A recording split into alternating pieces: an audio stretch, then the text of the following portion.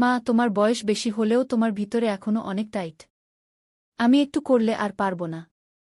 মা, তোমার ভিতরে এত গরম কেন? আমার এটা তো পুড়ে যাবে। তোমার ভিতরে কি পানি ছেড়ে দিব? আমার নাম সুনিতা এবং আমার বয়স ২৯ বছর। আমি একজন সাধারণ নারী, কিন্তু আমার ছোট্ট জগতে সুখে আছি। আজ আমি তোমাকে আমার এবং আমার ছেলের এমন একটি ঘটনা বলতে যাচ্ছি, যা আমার জন্য কখনো ভুলার নয়। কয়েক বছর আগে আমার স্বামী আমাকে ছেড়ে চলে গিয়েছিলেন। তিনি একটি ২২ বছর বয়সী মেয়ের সাথে পালিয়ে গিয়ে তার নতুন জীবন শুরু করেছিলেন। এটি শুনে হয়তো তুমি ভাববে, একজন ৩৯ বছর বয়সী পুরুষ কিভাবে তার স্ত্রীকে একটি নতুন মেয়ের জন্য ছেড়ে দিতে পারে। কিন্তু মনে হয়, আজকের যুগই এমন যে মানুষ নিজের হৃদয়ের টানকেই সবকিছু মনে করে। যাই হোক, এখন আমি আমার গল্পে আসছি। এটি একটি সকালের কথা। আমি এবং আমার ছেলে, যাকে আমি এখন থেকে অজয় বলবো, আমরা মাঠে ভুট্টার ফসলের যত্ন নিচ্ছিলাম। দুপুর হতে না হতেই আকাশে ঘন কালো মেঘ জমে উঠল। কিছুক্ষণের মধ্যেই তীব্র বৃষ্টি শুরু হয়ে গেল এবং আমরা মাঠেই আটকে গেলাম। কাছে একটি পুরানো শেড ছিল, যা মাঠের সেচের জন্য তৈরি পাম্পের উপর নির্মিত ছিল। আমরা দুজনেই সেখানে আশ্রয় নিলাম এবং বৃষ্টি থামার অপেক্ষা করতে লাগলাম। ধীরে ধীরে দিন ঢলে পড়ছিল এবং চারপাশের এলাকা নির্জন হয়ে গিয়েছিল। সবাই নিজ নিজ বাড়িতে চলে গিয়েছিল। বৃষ্টি এখন হালকা হচ্ছিল, কিন্তু আমার কাপড় সম্পূর্ণ ভিজে গিয়েছিল। ঠান্ডায় আমার হাত পা কাঁপছিল। আমি আমার ভিজে কাপড় সামলানোর চেষ্টা করলাম। ঠিক সেই মুহূর্তে অজয়ের আচরণ কিছুটা অদ্ভুত হয়ে গেল। সে অস্থির লাগছিল। তার শ্বাস দ্রুত হয়ে গিয়েছিল এবং সে আমাকে অদ্ভুত দৃষ্টিতে দেখছিল। তার এই আচরণ দেখে আমিও কিছুটা ঘাবড়ে গেলাম। আমি বুঝতে পারছিলাম না যে হঠাৎ তার কি হয়েছে। আমি তাকে জিজ্ঞাসা করলাম, অজয়, কি হয়েছে? তুমি ঠিক তো? কিন্তু সে কোনো উত্তর দিল না। সে শুধু আমাকে এমনভাবে দেখতে লাগল, যেন কিছু বলতে চায় কিন্তু তার জিভে তালা লেগে গেছে। বৃষ্টি এখন ফোঁটায় ফোঁটায় পরিণত হয়েছিল, কিন্তু আমরা তখনও সেই শেডে ছিলাম। আমি ভাবলাম, সম্ভবত ঠান্ডার কারণে সে অস্বস্তি বোধ করছে। আমি তাকে আমার দিকে ডাকলাম এবং বললাম, সম্ভবত তোমার ঠান্ডা লাগছে। এখানে আমার কাছে এসে বসো। সে ধীরে ধীরে আমার কাছাকাছি এল। আমি তাকে জড়িয়ে ধরলাম যাতে সে কিছুটা উষ্ণতা পায়। আমিও ঠান্ডা অনুভব করছিলাম, কিন্তু সেই মুহূর্তের অদ্ভুত পরিস্থিতি আমাকে আরও অস্বস্তিতে ফেলেছিল। কিছুক্ষণ পরে বৃষ্টি প্রায় থেমে গিয়েছিল। আমি ভাবলাম, এখন বাড়ির দিকে যাওয়া উচিত। আমি আমার কাপড় সামলালাম এবং তাকে বললাম, চলো অজয়, এখন বাড়ি যাই। সে নিঃশব্দে উঠে দাঁড়াল এবং আমরা দুজনেই মাঠ থেকে বেরিয়ে পড়লাম। পথে আমি ভাবছিলাম, শেষ পর্যন্ত তার কি হয়েছিল? সে কেন এমন আচরণ করল? আমি সিদ্ধান্ত নিলাম যে বাড়ি পৌঁছে তার সাথে খোলামেলা কথা বলব, যাতে সবকিছু পরিষ্কার হয়ে যায়। বাড়ি পৌঁছেই আমি তাকে জিজ্ঞাসা করলাম, অজয়, সেই সময় তুমি এত অস্থির কেন হয়ে গিয়েছিলে? কি হয়েছিল? সে কিছুক্ষণ চুপ থেকে ধীরে ধীরে বলল, মা, আমাকে ক্ষমা করে দিও। আমি বুঝতে পারিনি যে আমার কি হচ্ছিল। শুধু এক অদ্ভুত অস্থিরতা হচ্ছিল। তার কথা শুনে আমি কিছুটা স্বস্তি পেলাম। আমি ভাবলাম, সম্ভবত সে সেই সময়ের পরিবেশে অস্বস্তি বোধ করেছিল। আমি তাকে সান্ত্বনা দিলাম, কোনো সমস্যা নেই বাবা। যদি কখনো এমন কিছু অনুভব কর, আমাকে সঙ্গে সঙ্গে বলবে। সেই রাত আমি তাকে বিশ্রাম করতে দিলাম এবং নিজেও ঘুমানোর চেষ্টা করলাম। কিন্তু আমার মনে প্রশ্ন ঘুরছিল, এটি কি শুধু অস্থিরতা ছিল নাকি আরও কিছু? আমি এটিকে পরের দিনের জন্য রেখে দিলাম, কারণ অনেক সময় সময়ের সাথে সাথে উত্তর নিজেই চলে আসে। পরের সকালে অজয় তার ঘর থেকে বেরিয়ে এল সম্পূর্ণ স্বাভাবিক। তার আচরণ ঠিক যেমন প্রতিদিন হয়, যেন গত রাতে কিছুই হয়নি। আমি ভাবলাম, সম্ভবত এটি সত্যিই একটি মুহূর্তের ব্যাপার ছিল এবং এ নিয়ে বেশি চিন্তা করা ঠিক নয়। দিন কেটে গেল এবং আমরা আমাদের দৈনন্দিন কাজে ব্যস্ত হয়ে পড়লাম। কিন্তু আমার মনে সেই প্রশ্ন কোথাও না কোথাও থেকে গেল। একদিন সুযোগ পেয়ে আমি তার সাথে হালকাভাবে কথা শুরু করলাম, অজয়, তোমার কি মনে আছে সেই দিন মাঠে কি হয়েছিল? আমি দেখেছিলাম যে তুমি হঠাৎ অস্থির হয়ে গিয়েছিলে। সে কিছুক্ষণ থেমে বলল, মা, আমি নিজেই বুঝতে পারিনি যে কি হয়েছিল।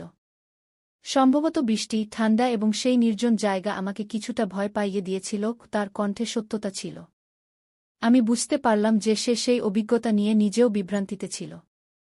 আমি তাকে আরও অস্বস্তিতে ফেলতে চাইনি, তাই বললাম, ঠিক আছে বাবা, মাঝে মাঝে এমন হয়। বেশ কয়েকদিন সবকিছু স্বাভাবিকভাবে চলতে থাকল। কিন্তু একবার আবার, যখন আমরা মাঠে কাজ করছিলাম, এমন কিছু ঘটল যা আমাকে ভাবতে বাধ্য করল। অজয় আমার কাছে এসে হঠাৎ বলল, মা, আমি তোমাকে কিছু বলতে চাই। আমি তার দিকে তাকিয়ে জিজ্ঞাসা করলাম, বলো, কি কথা? সে কিছুটা দ্বিধা করে বলল, আমার এখন মনে হচ্ছে সেটা অস্থিরতা ছিল না। সম্ভবত তোমাকে সেই অবস্থায় দেখে আমি নিজেকে নিয়ন্ত্রণ করতে পারিনি। কি তার এই কথা শুনে আমি হতবাক হয়ে গেলাম। আমার মনে অনেক প্রশ্ন উঠতে লাগল, এটি কি শুধু একটি অস্বস্তিকর মুহূর্ত ছিল নাকি আরও কিছু? আমি তার বয়স এবং মানসিক অবস্থাগু আজকে বুঝিয়ে বললাম, এই বয়সে এমনই হয় যখন আবেগগুলো জটিলতা তৈরি করে, কিন্তু তোমাকে বুঝতে হবে এবং সঠিক পথে ফিরে আসা শিখতে হবে। সে আমার কথা মন দিয়ে শুনল এবং মাথা নেড়ে বলল, আমি বুঝেছি মা, আমাকে ক্ষমা করো। আমি এখন এই জিনিসগুলো নিয়ন্ত্রণ করার চেষ্টা করব। এই কথোপকথন আমাদের মধ্যে একটি নতুন বোঝাপড়া তৈরি করল। সে তার আবেগগুলো আরও ভালোভাবে সামলানো শুরু করল এবং আমিও অনুভব করলাম যে একজন মা হিসেবে তার মানসিক অবস্থাকে গভীরভাবে বুঝতে হবে। সময় কেটে গেল এবং আমাদের সম্পর্ক আগের চেয়ে আরও শক্তিশালী হয়ে উঠল। সেই ঘটনার পর আমরা একে অপরের সাথে খোলামেলা কথা বলতে শুরু করলাম, যা আমাদের জীবনকে আরও সুন্দর করে তুলল। এক সন্ধ্যায় আমরা দুজন ছাদে বসে চা পান করছিলাম। আজও হঠাৎ বলল, মা, আমি তোমাকে আরও কিছু বলতে চাই। আমি হেসে বললাম, বলো, কি কথা? সে একটু গম্ভীর হয়ে বলল, সেদিন তুমি আমাকে যা বুঝিয়েছিলে তার জন্য আমি তোমার খুব কৃতজ্ঞ। তুমি সবসময় আমাকে সঠিক পথ দেখাও। কখনো কখনো আমার মনে জটিলতা তৈরি হয়, কিন্তু তোমার কথা আমাকে স্পষ্ট করে দেয়। কি তার কথা শুনে আমি খুব খুশি হলাম। আমি বললাম, বেটা, কোনো আবেগই ভুল নয়, শুধু তাকে সঠিকভাবে বুঝতে এবং প্রকাশ করতে হবে। কুশের সম্মতিতে মাথা নেড়ে বলল, মা, আমি এখন চেষ্টা করব আমার আবেগগুলো বুঝতে এবং সঠিকভাবে প্রকাশ করতে। এই কথোপকথনের পর আমি অনুভব করলাম যে আজও সত্যিই বড় হয়ে উঠছে। আমরা তার ভবিষ্যৎ, পড়াশোনা এবং স্বপ্ন নিয়েও দীর্ঘ আলোচনা করলাম। সেই ঘটনাকে পেছনে ফেলে আমরা জীবনে এগিয়ে যাওয়া শিখলাম। বছরগুলো পর একদিন আজও আমাকে বলল, মা, আমার পড়াশোনা শেষ হয়েছে। আমি এখন চাকরির জন্য শহরে যেতে চাই। কি এটা শুনে আমার মন একটু ভারী হয়ে গেল। একজন মা সবসময় তার সন্তানকে কাছে রাখতে চায়, কিন্তু তার চোখে উদ্যম এবং আত্মবিশ্বাস দেখে আমি বললাম, তোমার যা ভালো লাগে তাই করো। আমি সবসময় তোমার সাথে আছি। সে আমার পাশে বসে বলল, মা, তোমার কারণেই আমি আজ এখানে পৌঁছেছি। যখন তোমার সবচেয়ে বেশি প্রয়োজন ছিল, তুমি আমাকে সঠিক পথ দেখিয়েছ। গীতার কথা শুনে আমার চোখে পানি চলে এল, কিন্তু তা ছিল খুশি এবং গর্বের অশ্রু। আমি তার পিঠে হাত বুলিয়ে দিয়ে বললাম, আমি সবসময় তোমার সাথে থাকব, তুমি যেখানেই যাও। তোমার খুশিই আমার খুশি। কিছুদিন পর সে চাকরির জন্য শহরে চলে গেল। তার যাওয়ার পর বাড়িতে একরকম নিস্তব্ধতা ছেয়ে গেল, কিন্তু আমি সান্ত্বনা পেলাম যে সে তার স্বপ্নকে বাস্তবে রূপ দিচ্ছে। সে প্রায় ফোনে কথা বলত এবং তার নতুন অভিজ্ঞতা আমার সাথে শেয়ার করত। আমি তাকে সবসময় সঠিক পরামর্শ দিতে চেষ্টা করতাম। আমাদের সম্পর্ক দূরত্বের কারণে একটু বদলে গেলেও আমাদের পারস্পরিক বোঝাপড়া এবং ভালোবাসায় কখনো কমতি আসেনি। কয়েক বছর পর একদিন আজও আমাকে ফোনে একটি বড় খবর দিল। সে বলল, মা, আমি একটি মেয়ের সাথে পরিচিত হয়েছি। আমার মনে হয় সে আমার জন্য সঠিক জীবনসঙ্গী। আমি তাকে তোমার সাথে পরিচয় করিয়ে দিতে চাই। কি এটা শুনে আমার খুশির সীমা রইল না। আমি তাকে আশীর্বাদ দিয়ে বললাম, আমি তোমার সিদ্ধান্তকে স্বাগত জানাই। তাকে দেখতে আমি খুব উৎসাহিত। কিছুদিন পর সে তার ভাবী স্ত্রী, যাকে আমি এখানে নেহা বলব, নিয়ে বাড়ি এল। নেহার সাথে পরিচিত হয়ে আমার মনে হল আজও সত্যিই একজন বুদ্ধিমান এবং প্রিয় মেয়েকে বেছে নিয়েছে। সে তার জন্য একদম সঠিক পছন্দ ছিল। আমরা শীঘ্রই তাদের বিয়ের প্রস্তুতি শুরু করলাম। বিয়ের দিনটি আমার জন্য অত্যন্ত বিশেষ ছিল। আজকে বর হিসেবে দেখে আমার বুক গর্বে ভরে উঠল। সে এখন সম্পূর্ণরূপে বর এবং দায়িত্বশীল হয়ে উঠেছে। বিয়ের পর আজও এবং নেহা তাদের নতুন জীবন শুরু করল, কিন্তু তারা আমাকে কখনো একা বোধ করতে দেয়নি। আমরা সবাই মিলে একটি সুখী পরিবারের মতো থাকতে শুরু করলাম। আমাদের সম্পর্কের ভিত্তি, যা আমরা বছর আগে তৈরি করেছিলাম, এখন আরও শক্তিশালী হয়ে উঠেছে।